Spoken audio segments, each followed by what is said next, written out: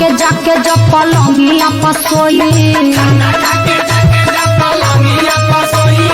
खाना खा के जाके जब पलंगिया पसोई, जब बजे 12 रात पलंग करे चोई चोई।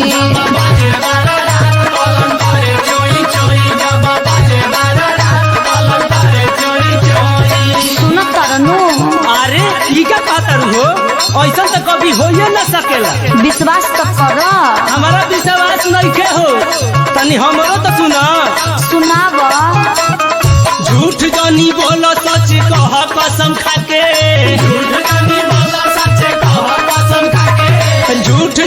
बोलो सच कह कसम खाके, संगे सुते के पड़ी एक बार देखो मजा माके, संगे सुते के पड़ी।